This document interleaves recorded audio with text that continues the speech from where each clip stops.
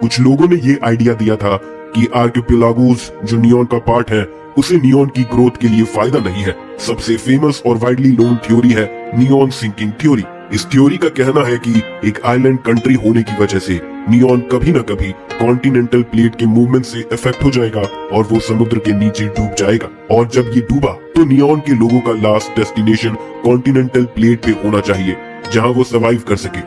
Land faction के नजरिए से उन्हें लगता है कि उन्हें नियॉन को छोड़कर लैंड पे जाना होगा और उनके लिए सबसे आइडियल नया हैबिटाट समुद्र के दूसरे तरफ है। जैंगी अपने आप से कह रहा था समुद्र के दूसरी तरफ, पर ये भी नफरत है। उसने ध्यान से एनालाइज किया, अगर तुम्हें उतरना है तो सीला और बाइक से लैंडिंग करना सबसे आसान होगा और वो छोटी जगह, मुझे लगता है वहाँ कोई स्ट्रॉन्ग फोर्स डिफेंड करने के लिए नहीं है। लैंग शिंगचोंग ने अपना सर हिलाकर कहा, तुम बिल्कुल सही कह रहे हो। अगर पहले लैंडिंग फैक्शन होता तो वो सच में सीला और बाइक से शुरू करते और फिर चाइना के शहरों पे अटैक करते, पर अब आइस एज आ गया है और सिचुएशन काफी बदल गई है। इक्लिप्स ग्रुप के लीडर ने एक वीडियो भेजा था जिसमें कहा था कि वो हमसे सेंट्रल प्लेन्स में जमीन चाहते हैं जहां वो रह सके। इसका मतलब है कि वो ये डर रखते हैं कि ग्लेशियर्स मेल्ट होने के बाद कोस्टल एरियाज भी सर्जिंग सी वाटर से डूब जाएगी। लैंडिंग फैक्शन असल में एक ग्रुप है जो बहुत ज्यादा क्राइसिस को महसूस करता है। अगर उनके लिए हाई एल्टीट्यूड पे रहना इतना मुश्किल ना होता तो मुझे शक है कि वो प्लेटू एरियाज के बारे में सोच रहे होते। लैंग शिंगचोंग की एक्सप्लेनेशन सुन के जैंगी का चेहरा थोड़ा सा बदल गया, क्योंकि उसके अपने भी वैसे ही ख्याल थे। आइस एज का कोई साइन नहीं था और इंसान की ताकत प्रकृति के आगे कुछ भी नहीं थी। किसी को नहीं पता था कि आइस एज कब खत्म होगा। जब ग्लोबल आइस एज खत्म होगा और टेम्परेचर राइज होगा तो ये दुनिया को एक बड़ा स्टॉर्म में ले आएगा जब बर्फ और स्नो मेल्ट होते हैं। उस वक्त हेवनली सी सिटी जो कोस्ट लाइन पे है वो प्रोटेक्शन से डूब जाएगी। ये कहना गलत नहीं होगा कि जापानीज लोग इस चीज को समझने में बहुत आगे हैं, क्योंकि उनके आइलैंड का लिविंग एनवायरनमेंट भी इस सिचुएशन के लिए यूनिक है। लेकिन जैंगी उनके लिए कोई सिंपैथी नहीं रखता।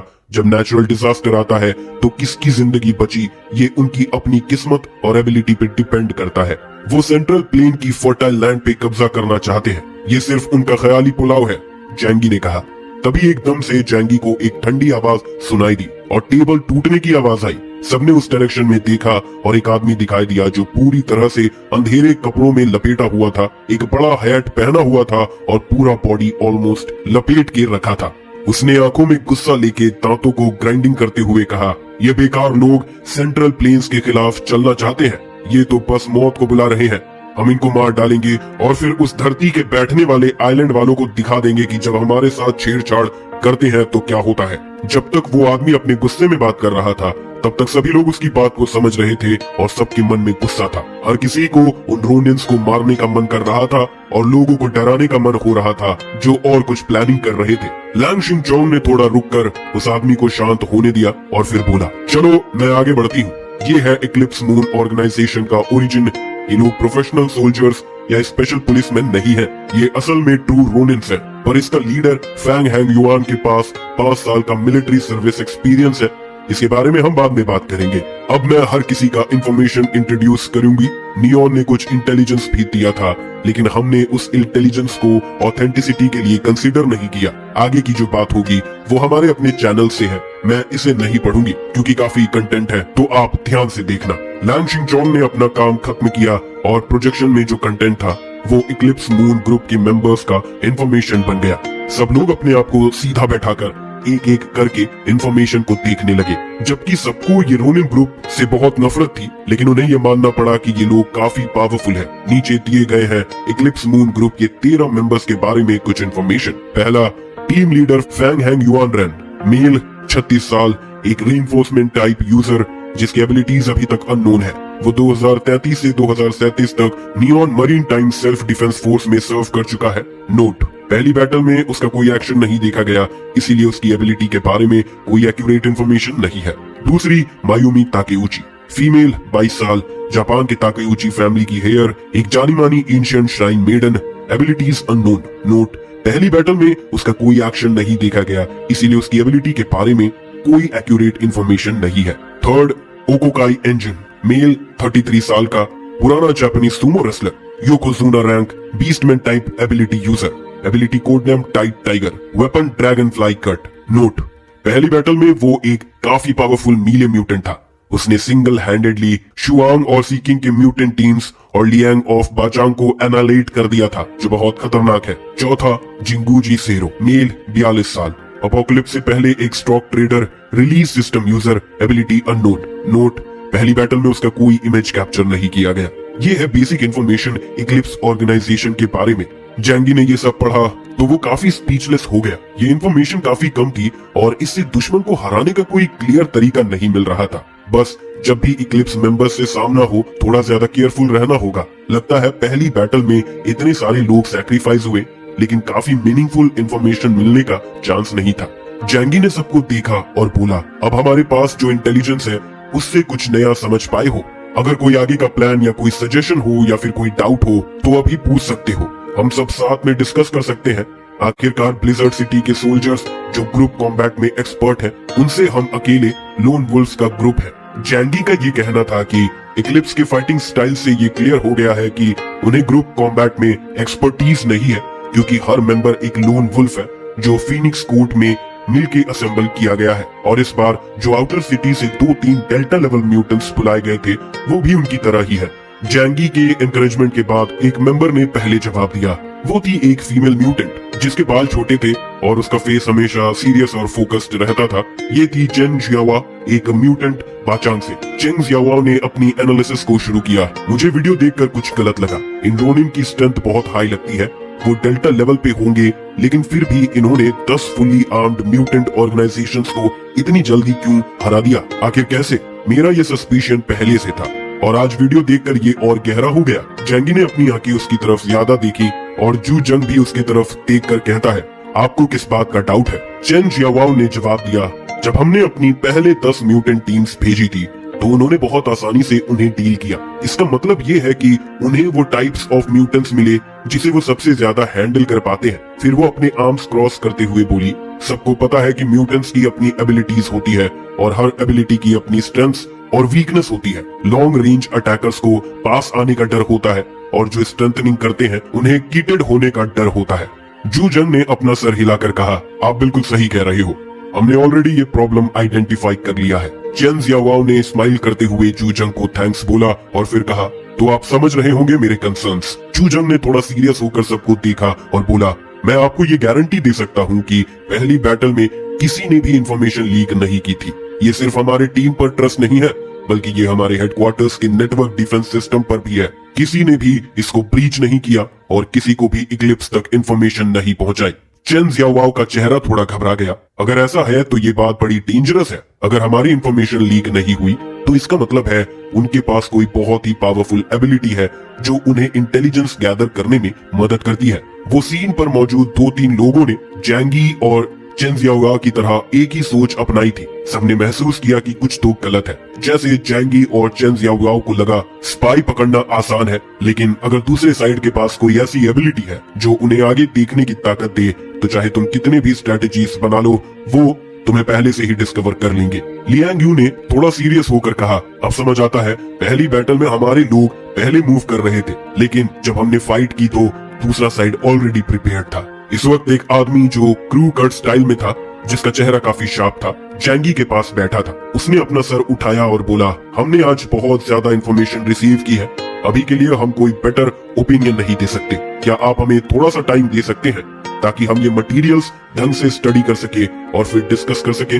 जैंगी ने अपना सर हिलाकर कहा, मैं इस प्रपोजल से सहमत हूँ। अगर हम बस एक बार पढ़कर निकल जाएं, तो काफी चीजें याद नहीं रहेंगी और डिस्कस करना भी मुश्किल होगा। बाकी के म्यूटेंट्स ने भी अपने हाथ उठाए और जूफू के प्रपोजल से सहमत होने का सिग्नल दिया। जू जंग ने थोड़ा सोच कर कहा, ठीक है, लेकिन आपके पास ज्यादा टाइम नहीं होगा सोचने का। समय किसी के लिए रुकता नहीं। अगर हम एक दिन भी देर करते हैं तो वो वॉन्डरर्स कहीं भी चले जाएंगे और उस वक्त हमारे अपने लोग इस जमीन पे खतरे में पड़ जाएंगे। जैंगी की आंखों में एक अजीब सी चमक थी, जैसे ब्लिजर्ड सिटी के कमांडर जू जंग का सोचा समझा एकदम सही था। लेकिन क्या म्यूटेंट्स को सच में आम लोगों की जिंदगी की फिक्र थी? जब वो सर्वाइवल के लिए, रिसोर्स के लिए लड़ रहे थे तो वो एक दूसरे के लिए भी ज्यादा रूथलेस थे। अब इस बारे में बात करना थोड़ा अजीब लग रहा था, लेकिन थोड़ा सोचने के बाद जैंगी को लगा कि कुछ बातें सही भी हैं। वो खुद भी रूथलेस और क्रूएल था, लेकिन अपने आप से पूछता था कि अगर किसी ने उसे कुछ नहीं किया हो तो वो उनपे हमला क्यों करेगा। जब बाहरी दुश्मन इन्वेड करते हैं, जैंगी अपने देश और उस देश के अच्छे और वर्दी लोगों को प्रोटेक्ट करने के लिए तैयार रहता है। मिसाल के लिए जैंगी अभी भी चाहता है कि लोगों जैसे लियांग यू ऐसे टफ टाइम्स में सर्वाइव करे और ह्यूमन सिविलाइजेशन के लिए कोई होप रहे। जैंगी अपने आप को थोड़ा शेक करके मुस्कुराया, पर वो मुस्कुराहट थोड़ी कड़वी थी। लोग सच में कॉन्ट्राडिक्शंस का कॉम्प्लेक्स होते हैं। फिर जूजंग ने कहा, मैं आपको सिर्फ एक दिन दूंगा इस इंफॉर्मेशन को ढंग से स्टडी करने के लिए। उसके बाद हम रेडी हो जाएंगे और इन डैम रोनिन्स को मारने के लिए तैयार हो जाएंगे। अब सभी लोग यहाँ हैं, तो मैं ऑपरेशन के बेसिक्स अनाउंस करने वाला हूँ। इक्लिप्स ग्रुप के म्यूटेंट्स की बहुत स्ट्रॉन्ग स्ट्रेंथ की वजह से इंडिविजुअल एक्शंस बहुत रिस्की हो सकते हैं। तो आज यहाँ पर जो 12 लोग हैं उन्हें 3 ग्रुप में डिवाइड किया जाएगा। आपका मिशन होगा सेलेस्टियल गॉड स्क्वाड टीम को सपोर्ट करना। गॉड स्क्वाड को मेन अटैक का जिम्मा दिया जाएगा। इसके अलावा हर टीम को एक कैप्टन दिया जाएगा ताकि हर टीम को कन्वीनियंटली ऑपरेट कर सके। अगर ऊपर से कोई ऑर्डर नहीं आता तो सारी टीम मेंबर्स को कैप्टन के ऑर्डर्स फॉलो करना होगा। जैंगी ने ये सुना तो उसने अपने आईब्रोज ऊपर किए। वो दूसरे फोर्सेस के लोगों के साथ कोऑपरेट करना चाहता है। उसने अपने आसपास देखा और दूसरे लोग भी आसपास देख रहे थे। ये एक्शन का मोड खास बुरा नहीं लग रहा था क्योंकि सभी म्यूटेंट्स काफी पावरफुल हैं। अगर वो मिलकर काम करे तो वो चाहे कोई सुपर पावरफुल एनिमी आए उनको थोड़ा वक्त डिले करने का चांस मिल सकता है। सबसे अच्छा ये होगा अगर वो सेलेस्टियल गॉड स्क्वाड को अटैक करने का मौका दे पाए, और अगर सबसे बुरा भी हो तो कम से कम वो इक्लिप्स के बारे में ज्यादा इंफॉर्मेशन इकट्ठा कर सकते हैं। अब मैं आपको डिवीजन अनाउंस करता हूँ। जूजंग ने अपने मिलिट्री कोट के पॉकेट से एक लिस्ट निकाली और एक स्टडी पावरफुल वॉइस में उसे पढ़ना शुरू किया। Team 1 captain जैंगी। जैंगी का नाम सुनते ही सबकी नजर जैंगी पर गई। वो कैप्टन था जो पर्सनली ऑर्डर के साथ चार्ज में था। सब लोग उसे क्यूरियस नजरों से देख रहे थे। डैंग शंगतोंग ने जैंगी को एक प्लेफुल स्माइल के साथ देखा जो एक तारीफ भरी नजर थी। गॉड टीम का कैप्टन एक मशहूर और नॉन नोबल मैन जिसे कभी भी अपनी टीम में शामिल करने का मौका नहीं छोड़ा। जैंगी ने थोड़ा सा खांसी की ताकि एटमॉस्फेयर को हल्का किया जा सके। Team members Liang Yu, Chen Jiawao और पांग ली। लियांग यू काफी काम थी। वो असल में जैंगी की अपनी थी, लेकिन जब चेन जियावाओ और पैंग ली ने सुना कि वो दोनों जैंगी के टीम मेंबर्स बन गए तो उनके चेहरे पर थोड़ी नाराजगी थी। चेन जियावाओ का दिमाग थोड़ा ज्यादा चला हुआ था और वो जल्दी से अपना चेहरा संभाल गई, लेकिन पैंग ली ने जैंगी को सीधा देखा और उसकी आंखों में सस्पिशन और डिससैटिस्फैक्शन बहुत क्लियरली दिख रहा था। सभी लोग अपने टेरिटरी में पावरफुल थे, तो ऐसे में जैंगी उन्हें कैसे कंट्रोल कर सकता था। जैंगी को पैंग ली के गेज महसूस हुआ, लेकिन उसने इसे ज्यादा नहीं लिया। वैसे भी दूसरों को मैनेज करना ज्यादा बेटर होता है, ना कि दूसरों के कंट्रोल में रहना। कम से कम अपने पास ऑटोनोमी होती है, और अगर बाद में कोई एक्शन लेने की बात आए तो अगर वो सुनते नहीं है तो उन्हें साइड पे भी डाल सकते हैं। जैंगी को पता था कि वो खुद और लियांग यू के साथ काफी स्ट्रॉन्ग है, और हाँ, मैं भूल गया था वो एक्चुअली काफी स्ट्रॉन्ग है। फिर जूजंग ने दूसरे 2 ग्रुप्स की कॉन्फ़िगरेशन अनाउंस करना शुरू किया। सभी लोग ध्यान से सुन रहे थे और हर किसी की ख्वाहिश थी कि वो कैप्टन बने, क्योंकि इसका मतलब था उन्हें रिवर्स आउट रीजनल हेडक्वार्टर से रिकॉग्निशन मिलना है। Group 2 captain Zhufu. Team members Yu Jiangyi, Yang Yuan और Hao Liu Yunchun. Group 3 captain Wu Xiang. Team members Mu Zhongning, Li Wei और हाई जियातिंग। जैसे ही ग्रुप्स लिस्ट अनाउंस हुई, scene का atmosphere थोड़ा टेंस हो गया। कैप्टन होने के नाते ज्यादातर लोगों के दिल में थोड़ी सी अहंकार थी, लेकिन साथ ही उन्हें ये भी फिक्र थी कि उनके टीम मेंबर्स उनके ऑर्डर्स मानेंगे या नहीं। टीम मेंबर्स अपने टीममेट्स की स्ट्रेंथ के बारे में सोच रहे थे और अपने कैप्टन के बारे में कुछ शक कर रहे थे। उन्होंने अपने टेरिटरी में हमेशा बॉस का रोल निभाया था और किसी और को उन्हें हुक्म चलाते देखना उन्हें बिल्कुल अच्छा नहीं लग रहा था। लेकिन इस वक्त जैंगी की फोकस एक और जगह थी। जो लिस्ट अनाउंस हुई थी उसमें सिर्फ 12 लोग थे, लेकिन सीन पर 13 फॉरेनर्स भी थे जो आउटर सिटी से आए थे। उसकी नजर प्रिटी बॉय युआन हाओ पर थी। फिर भी जल्दी से वो अपनी नजर जियाओ लिंगलिंग पर शिफ्ट की जो युआन हाओ के साथ बैठी थी।